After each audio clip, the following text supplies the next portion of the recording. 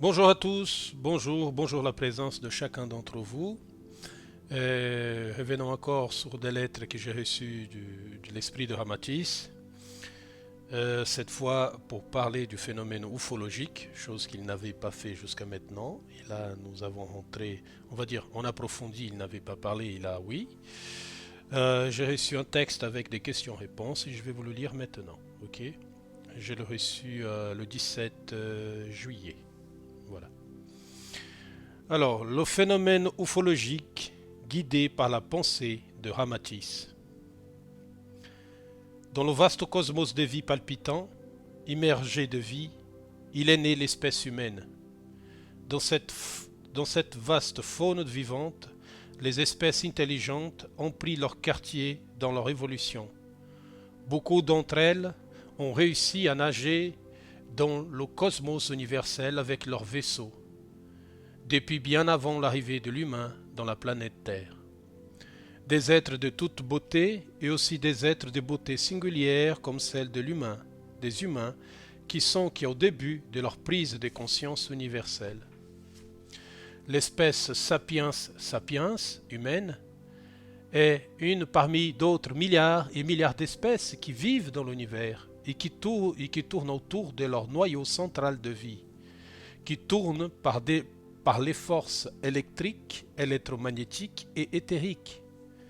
Les composés des corps sont multivariés et la vie est un festival de désinvolture et variations. La vie dans l'atmosphère terrestre est trop difficile pour d'autres êtres car les pressions atmosphériques est trop forte et difficile pour les esprits visiteurs. L'humain, chers frères et sœurs terrestres, doit être conscient que l'univers est une vraie boîte de Pandore, prête à ouvrir à toutes les espèces qui cherchent des réponses.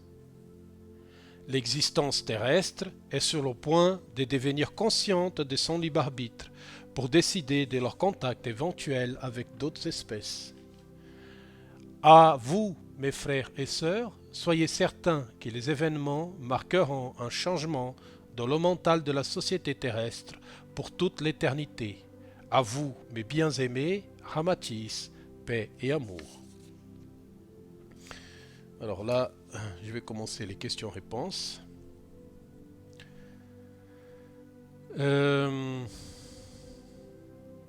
À qui devient la responsabilité du contact extraterrestre sur Terre?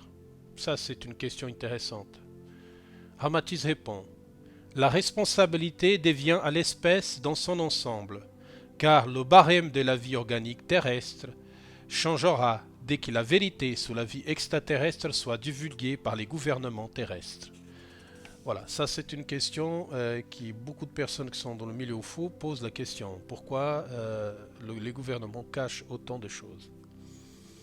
Question 2. Pourquoi l'espèce humaine doute de la vie extraterrestre? Ça c'est une autre grande question aussi. La vie extraterrestre est un doute humain, car l'humain doute de lui-même. Le jour viendra que l'espèce humaine deviendra consciente d'elle-même et le contact deviendra une réalité. Car le monde habité participe à une vraie et longue recherche pour la vie, car les mondes habités sont une vraie réalité et les combats ou les batailles pour la survie sont une vraie forme de voir comme le manque de spiritualité peut détruire une espèce. C'est ce qui se passe un peu chez nous, ça veut dire nous croyons que par la technologie nous allons tout découvrir et avoir toutes les réponses, alors que la réponse elle est plutôt à l'intérieur qu'à l'extérieur. Malheureusement, ceux qui cherchent à l'extérieur de réponses ne trouveront que de la matière et malheureusement sur Terre beaucoup d'ignorance. Question 3. Quels sont les moyens qu'on doit mettre en place pour que ce contact soit fait de manière pacifique? Et là, il répond assez, on va dire, assez durement, il répond à Matisse, le contact est déjà, le contact est déjà hors du grand public. Ça veut dire que le contact, ça doit être fait par des gouvernements, je pense. Car les mondes habités sont en recherche permanente des nouveaux mondes à explorer. La unique solution pour l'espèce humaine est celle du développement de leur coefficient spirituel pour une vraie discussion avec ces entités qui pour beaucoup ne partagent pas les mêmes enthousiasmes pour la vie en dehors de leur planète. Ça veut dire que c'est encore plus complexe ce qu'on pense. La vérité ultime de l'affaire UFO est que l'humain moderne doit rester prudent et attentif à toute interférence dans leur libre arbitre. Car les vrais enjeux est celui de l'indépendance spirituelle, économique, structurelle, sanitaire et surtout la continuation de l'espèce humaine dans sa forme naturelle. Ce qui se passe actuellement, qu'on essaie de changer notre espèce, ça ne marche pas. Question 4. Quelles sont les bannières que ces entités ont mis contre le développement de l'espèce humaine? Quelles sont les barrières que ces entités ont mis contre le développement de l'espèce humaine? Réponse de Ramatis. Les barrières sont psychiques, sensorielles et surtout comportementales, en relation les uns avec les autres. Notre division, en tant qu'espèce, a marqué notre chute dans les mains des hommes inescrupuleux et des entités extraterrestres qui profitent de notre faiblesse spirituelle pour nous rendre plus faibles. Vous voyez le problème de notre espèce? C'est la désunion qui est partout, en permanence, partout sur Terre. Entre des égalités sociales et des égalités raciales, le mot race pour moi n'existe pas, ça veut dire qu'il n'y a qu'une seule espèce, c'est l'espèce humaine, qui malheureusement divise notre espèce et qui profite à d'autres pour nous mettre à leur botte. On devient esclave d'une certaine manière de certaines de ces espèces ou de certains hommes aussi. Question 5. Pour vous, quelles espèces sont en contact avec nos gouvernements et quelles espèces ont visité plus notre planète? Ramatis répond.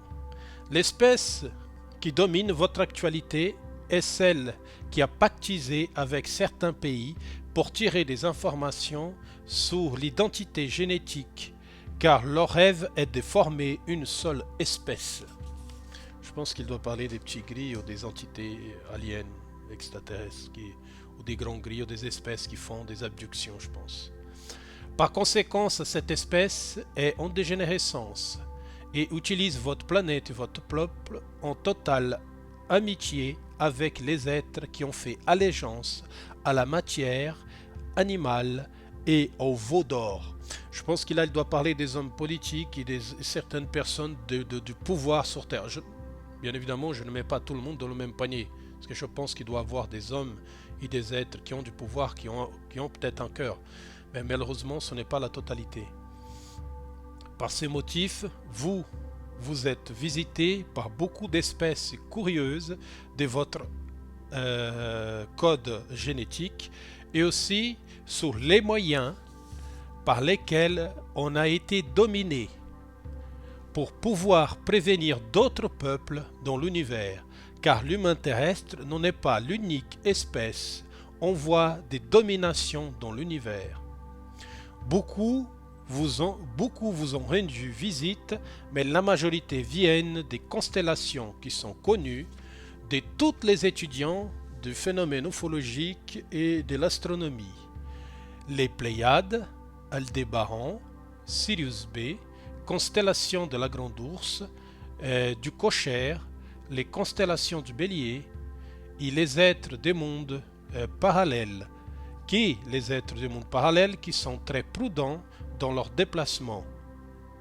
À vous, les êtres incarnés, de voir les constellations pour vous rendre compte de la vastuité de l'univers. La vie est une vraie pouponnière de vie qui pousse en permanence. Question 6.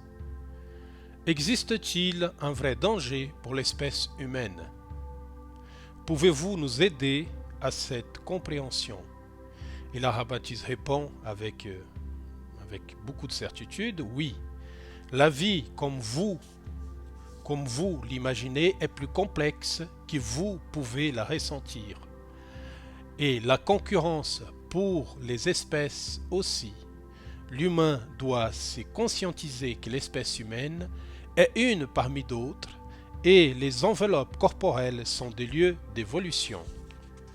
Les vrais dangers sont la domination, comme était arrivé sur Terre il y a quelques siècles avec les peuples natifs de l'autre côté du continent européen.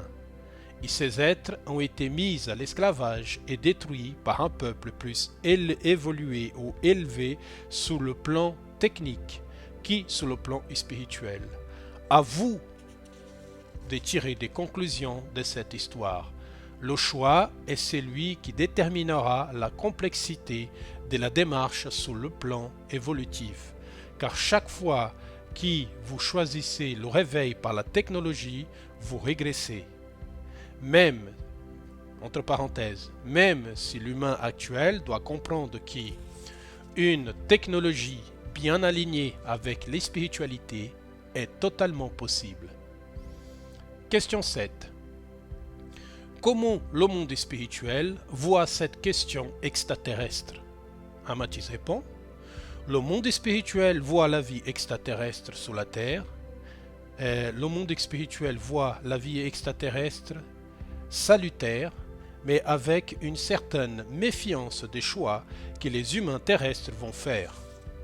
Car le choix des humains aura un impact dans le développement de l'espèce humaine. Car l'humain ne doit pas se laisser dominer par la matérialité, car l'espèce humaine a aussi son importance pour les futures incarnations. À vous de juger, vous avez le libre arbitre, mais sincère respect et amour fraternel et éternel, Amatis, paix et amour. Bon, alors, comme je vous ai expliqué, c'est la première fois que je reçois des messages qui Amatis parle du phénomène UFO, même s'il y a dans quelques questions déjà auparavant, il avait donné quelques opinions, mais pas assez profondes. Et comment on pourrait expliquer ça?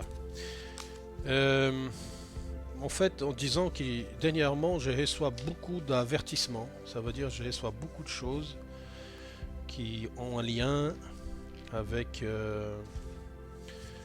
une sorte d'avertissement à l'espèce humaine, parce que nous sommes non seulement, nous voyons actuellement avec un changement climatique partout, qu'il soit froid ou qu'il soit chaud, hein, la planète est en train de changer, elle évolue aussi la planète. Je pense que l'homme n'est pas l'unique coupable dans ces événements. Je pense que la planète a sa vie naturelle, même si nous jouons un rôle, ça veut dire négatif, hein, en polluant notre planète. Parce qu'en toute façon, nous avons fait un choix différent. Ça veut dire un choix d'aller vers une technologie, une domination de la nature.